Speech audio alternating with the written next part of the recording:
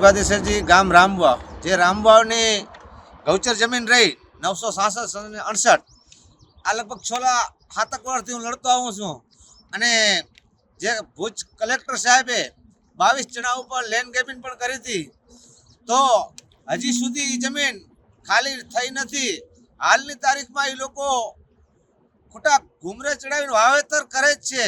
અને ખાસ કરીને વારંવાર હું પ્રાંત સાહેબને રજૂઆત કરી ચૂક્યો છું, પણ પ્રાંત સાહેબે હજી સુધી રામવાવ ગૌચરબારામાં ધ્યાન નથી આપ્યો. જે વર્ષે અમે આંદોલન કર્યો એ વખતે સૂર્યવંશી સાહેબે, પ્રાંત સાહેબે આ લોકો ઉપર લેન્ડ ગેબિંગ પણ કરાવેલ છે, પણ એક પણ હજી સુધી કોઈ ધરપકડ નથી. આગળ શું કર્યો છે એ મને ખ્યાલ નથી.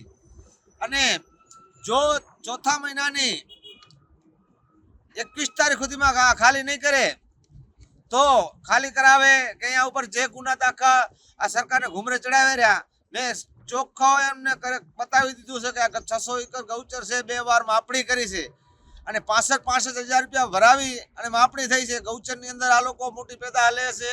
અને ચોથા મહિનાની 21 તારીખના હું આંદોલન કરીશ.